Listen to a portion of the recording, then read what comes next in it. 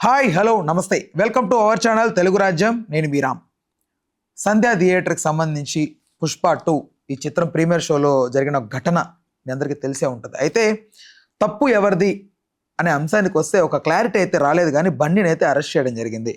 ఇక్కడ మెయిన్గా బన్నీకి ఒక నోటీస్ ఇవ్వడం జరిగిందంట పోలీసులు. రావద్దు, మీ వల్ల వస్తే ఘర్షణలు, అల్లర్లు, తొక్కిసలాట జరిగి ఏదైనా ప్రమాదం జరిగే అవకాశం ఉంది అని. కానీ బన్నీ స్వార్థం కోసమే, తన ఫ్యాన్ బేస్ చూపెట్టుకోవడం కోసమే ఆ థియేటర్ వద్దకు వచ్చినట్లుగా కొంతమంది చెప్తున్నారు. దానికి రిలేటెడ్గా ఒక లెటర్ అయితే విడుదల చేయడం జరిగింది. సో ఆ లెటర్ ఒకసారి చదివే ప్రయత్నం అయితే చేస్తాను.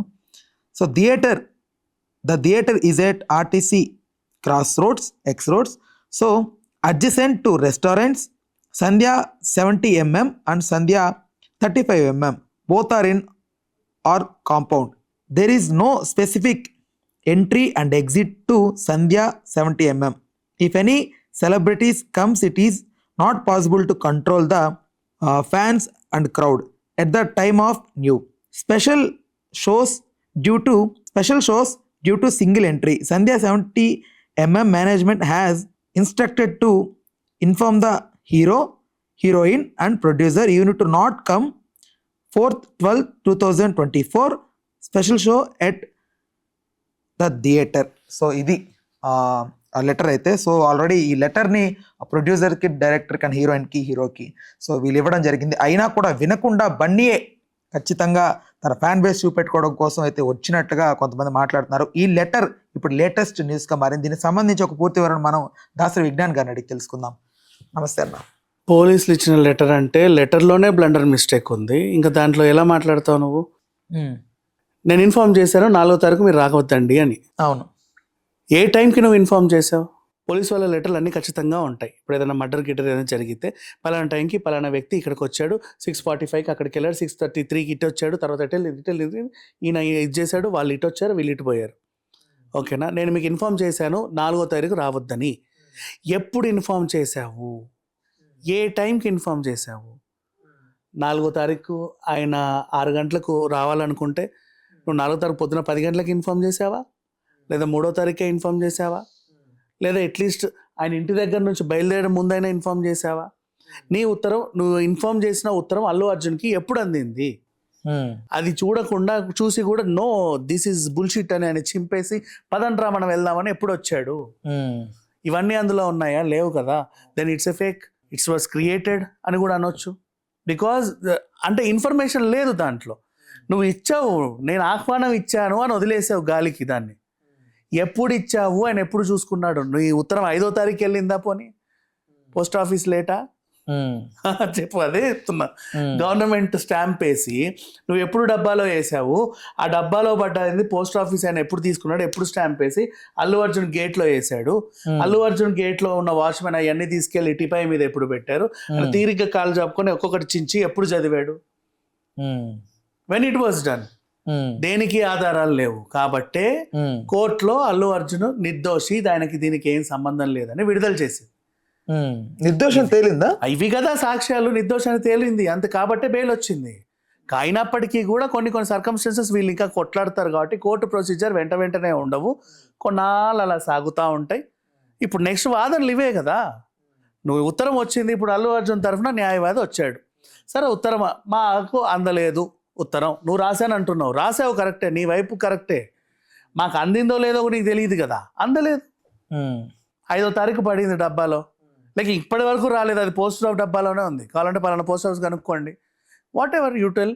సరే, ఇంకొకటి ఉత్తరం రాసావు, నీ దగ్గర ఉంది ఉత్తరం, మరి ఆయనకి ఎట్లా అందింది? ఉత్తరం రాసి నీ దగ్గర పెట్టుకో. కాపీ చెప్తున్నా, ఉత్తరం రాసి నీ దగ్గర పెట్టుకుంటే అవతల మనిషికి ఎలా అందుద్ది? ఇదిగో నేను రాసిన ఉత్తరం అంటే నీ దగ్గరే వచ్చింది కదా అది. మరి అట్లాంటివి ఉంటాయి. ఇన్ని అడగాలి.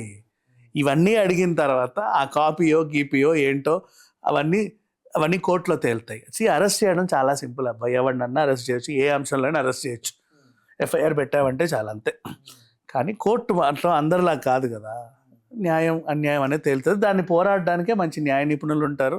వాళ్ళు ఈ క్వశ్చన్లు అన్నీ వేసి అవసరమైతే ఇట్లా ఉంటాడు, అప్పుడు కేసు కొట్టేస్తారు, నిర్దోషి అని తేలిపోద్ది. ఎవరైతే కేసు వేశారో ఆయన చెప్తున్నటువంటి ప్రధానమైన కారణం ఏంటంటే, ఇంతమంది స్టార్స్ ఇంతమంది వెళ్ళి బన్నీని పరామర్శించారు.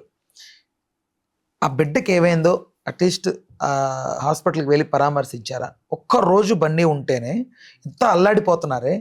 వాళ్ళ బిడ్డ గురించి వీడియోలు పెడుతున్నారు, వాళ్ళ పిల్లల నాన్న కోసం వెయిట్ చేసిన వీడియోలు పెడుతున్నారు. బట్ ఇక్కడ ఈ పిల్లోడు ప్రాణం కోసం పోరాడుతూ తల్లిని కోల్పోయినాడు. అట్లీస్ట్ ఒక్క యాక్టరు కనీసం బన్నీని పరామర్శించిన వాళ్ళు అటు ఆధారణ అటే వెళ్ళి కొంచెం అట్లా మాట్లాడుంటే బాగుండేది కదా, ఆ పిల్లోని పరామర్శించి బాగుండేది కదా అని అందరూ అభిప్రాయపడుతున్నారు. ఇక్కడ బన్నీ తప్పు అవుతున్నాడు. దీనికి మీరేమంటారు? చాలా మంచి అభిప్రాయం. ఎవడైతే అభిప్రాయపడ్డాడో తెలుసుకోండి అయ్యా బాబు. మరి అంత చండాలంగా అభిప్రాయపడకండి. అది హాస్పిటల్. అది హాస్పిటల్. ఒక హీరో వచ్చి ఆ అబ్బాయిని పరామర్శించి వెళ్తున్నాడు అంటే గుంపులు వస్తారు, అక్కడ కూడా మళ్ళీ మీడియాలు వస్తాయి, మళ్ళీ మీడియాలు పోతాయి. ఎమర్జెన్సీ పేషెంట్లు వస్తారు, వాళ్ళు ఆగాల్సి వస్తుంది. ఇట్లా మీరు ఫోటోలన్నీ తీసుకున్నాక మేము ఆపరేషన్ చేయించుకుంటాంలే అని పోతారు మనుషులు. It's hospital. ఆ మర్యాద వాళ్ళు ఇచ్చి అక్కడికి వెళ్ళాల. ఎప్పుడు పరామర్శించాలి? ఆ పిల్లోడు ఇంటికి వచ్చిన తర్వాత. అప్పుడు కూడా తన హెల్త్ కండిషన్ ఎలా ఉంది, డాక్టర్ లేదు షాకింగ్ విషయాలు ఏవి చెప్పకండి, బ్రెయిన్ కొంచెం ఇలా ఉంది, మళ్ళీ కోమాలోకి వెళ్ళిపోయే ప్రమాదం ఉంది.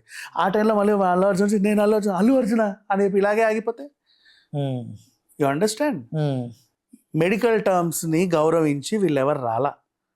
ఎవడైతే రాస్తున్నాడో ఇట్లాంటి వార్తలు మనకు తెలియదు, కానీ బేసిక్ సెన్స్ అనేది ఉండాలి. అది హాస్పిటల్, పార్క్ కాదు అందరు వెళ్ళి పరామర్శించడానికి. హాస్పిటల్.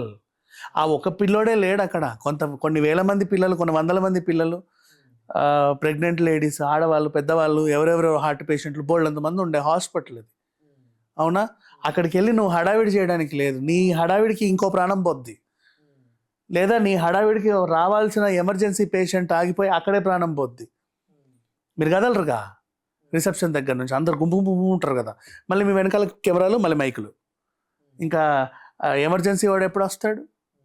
గిలగిలా కొట్టాడు, అంబులెన్స్లోనే పోతాడు. ఇది జరిగేది. Hospital is very sensitive. వెళ్ళి హడావిడ్లు చేయడం, పరామర్శించడం. ఇంకా చెప్తున్నా, చాలామంది కూడా ఎవరైనా హాస్పిటల్ ఉంటే బొకేలు పట్టుకొని పోతారు. పోవద్దండి, వద్దు. నువ్వు బొకే ఈయనకి ఇవ్వడానికి వెళ్ళి ఆయన నవ్వుతాడు, బాగానే ఉంది. మిగతా వాళ్ళకి ఇబ్బంది. నువ్వు వస్తుంటే నువ్వు మినిస్టర్ అయినా ఎవడైనా నువ్వు ఒకటివే రావుగా ఊపుకుంటూ చేతులు. నీ వెనకాల 10 మంది వస్తారు ఏందో పని ఉన్నట్టు. వీళ్ళందరికీ ప్రొటెక్షన్ కోసం ఆ గార్డులు వస్తారు. ఓ గుంపు వస్తుంది, ఈ గుంపు వెళ్ళొద్ది. ఏదో హడావిడి జరుగుతుంది, ఎవడో గుండె పేషెంట్ ఏదో అయిపోయింది అని ప్రాణం పోద్ది. ఈ హాస్పిటల్ ఏదైనా అయిందేమో అనుకుంటారు. నిజంగా మెంటల్ కండిషన్ సరిగ్గా లేని వాళ్ళు, అప్పుడప్పుడే కోలుకునే వాళ్ళు ఇలా ఉంటారు కదా. హడావిడి పోలీసులు, హడావిడి మంత్రులు అటు ఇటు తిరుగుతూ ఉన్నారు అనుకో. యాక్చువల్లీ వాళ్ళకి అనిపిస్తుంది, అమ్మో ఈ హాస్పిటల్లో ఏమైనా బాంబు పెట్టారేమో అని చెప్పి గుండె పోతుంది. యాక్చువల్లీ హాస్పిటల్లో కూడా ఎలా ఉంటుందంటే, వాళ్ళకి అక్కడ ఉండి ఏ చిన్న అరుపు వచ్చినా, ఏ చిన్న గోల్ వచ్చినా కూడా అందరూ పరిగెట్టేది ఉంటుంది. ఏం జరుగుతుందో, ఏదో అయిందనే పరిగెట్టే. ఎవడన్నా హాస్పిటల్లో బాంబు పెట్టాడేమో, పైన కుప్ప ఏదైనా కూలిపోయిందేమో, ఇప్పుడు ఇది కూడా కూలిపోయి నా మీద పడుద్దేమో. అవును, 100 ఉంటాయి వాళ్ళకి ఆలోచనలు. ఎందుకంటే వాడు ఉండకూడని చోటు ఉన్నాడు, రోజు భయపడుకుంటూ ఏమైద్దా అని ఉన్నాడు. అలాంటి వాళ్ళ దగ్గర హడావిడి చేయకూడదు. అందుకే సినిమా వాళ్ళకి సభ్యత సంస్కారం ఉంది కాబట్టి, ఎన్నో హాస్పిటల్ సీన్లు చేశారు కాబట్టి, దగ్గరుండి చూశారు కాబట్టి ఎవరు పోలా పిల్లోడి దగ్గరికి, అంతే. అలా అని చెప్పేసి ఆ బాగోగులు కనుక్కోకుండా ఎవరు లేరు. నిన్న 4 లక్షల ఇంజెక్షన్ అవసరం పడితే వెళ్ళి వీళ్ళే అందజేశారు. టైం టు టైం కనుక్కుంటున్నారు ఎలా ఉంది. ఆ పిల్లోడు వెంటిలేటర్ మీదే ఉన్నాడు. 4 లక్షల ఇంజెక్షన్ కావాలి, సింగపూర్ నుంచి తెప్పించారు వీళ్ళే చక్కగా. దానికి 4 ఏదో అయింది ఖర్చు. ఇంకా ఏమైనా కావాలన్నా కూడా వీళ్ళు పెట్టడానికి రెడీగా ఉన్నారు. కానీ ఇల్లు అక్కడ హడావిడి చేయడానికి రాలా. వీళ్ళు షో ఆఫ్ చేయడం కాదు, బాధ్యత తీసుకోవడం అంటే నాట్ ఏ షో ఆఫ్. అది ఆ పిల్లోడి తండ్రికి కూడా తెలుసు. వీళ్ళందరూ ఎవరు హడావిడి చేయడానికి? So right. ఇప్పుడు ఎవరైతే లాయర్ సోకాల్డ్ వ్యక్తి ఉన్నారో, ఆ కేసు వేసిన వ్యక్తి, బన్నీని వదలకు. టాలీవుడ్ లో ఉన్న హీరోలందరూ కూడా ఇది గుణపాఠం, అందరికీ గుణపాఠం. సో ఇలాగే చేయాలి అని అయితే ఒక ప్రొసీజర్ లాగే పెడతాం, ఇంకా ప్రీమియర్ షోలు రానికుండా చేస్తామని అయితే మాట్లాడుతున్నారు. చెయ్యండి. సమాజాన్ని సర్వనాశనం చేయడానికి ఇట్లాంటి వాళ్ళు ఎంత ఒకరుంటే చాలు. బాగు చేసేవాడు ఎవడు ఇట్లాంటి మాటలు మాట్లాడు. సరే రద్దు చేసేయి, అసలు సినిమాలే తీసేసేయి, దరిద్రం పొద్దు. ఎందుకు? వీళ్ళందరూ ఇంట్లో కూర్చుంటారు, మొత్తం థియేటర్లన్నీ మూసిచావండి, గొడవలు చేయండి. ఎందుకంటే పెద్ద గొడవలు అవుతున్నాయి, ఎందుకు? తీసేయండి సినిమాలన్నీ. ఎవడు వాగేవాడు? అంత అవసరం. నిన్ను వదలంటే ఏదో పగబెట్టుకొని వచ్చావా? ప్రతీకారం తీర్చుకోవడానికి వచ్చావా? నువ్వు పెడతావు ఎన్ని కేసులైనా, కానీ అక్కడ జడ్జి గారు అనే ఒక ఆయన ఉంటారుగా, గౌరవనీయులు, వాళ్ళు ఎందుకు తీసుకుంటారు ప్రతిదీ? ఆలోచి. ఇప్పుడు నీ లెటర్ని నేనే అడిగా, 100 క్వశ్చన్లకు ఒక ఆన్సర్ లేదు దాంట్లో వాళ్ళు రాసింది. నువ్వు ఉత్తరం రాసి నీ దగ్గర పెట్టుకున్నావు, అటు అందలేదు. లేదు, నీ దగ్గర కాపీయే చచ్చింది, అది ఎప్పుడు గాల్లో పోయిందో తెలియదు. నువ్వు ఏ రోజు రాసావో తెలియదు, ఏ టైంకి ఆయనకు అందజేసావో తెలియదు, ఆయనకు అందింది లేదు నీకు తెలియదు కనీసం. నువ్వు ఎంత ఫాస్ట్గా ఆయనకి అప్పచెప్పావో కూడా నువ్వు మెన్షన్ చేయలేదు. ఆ ఉత్తరం రాసాము అని గాలికి వదిలేసావు, అది గాలిలో ఎటు పోయిందో తెలియదు. దెన్ తను ఎలా ఆన్సర్ చెప్తాడు, దానికి ఎలా స్పందిస్తాడు? నిజంగా వచ్చుంటే మీరు రాకండి ప్రమాదం జరుగుతుందంటే అల్లు అర్జున్ రాడు, ఆయనకేమి షో లేదు అక్కడికి వెళ్ళి ఏదో హడావిడి చేయాలని.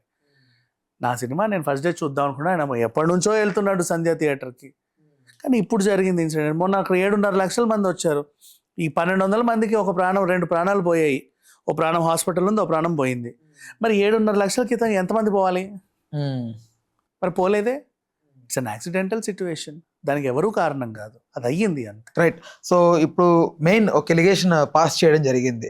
ఎవరైతే కేసు పెట్టిన సోకాల్డ్ ఆ వ్యక్తి ఉన్నారో 25 లక్షలు అనౌన్స్ చేశారు, 10 లక్షలు చేతికిచ్చారు అని అంటున్నారు.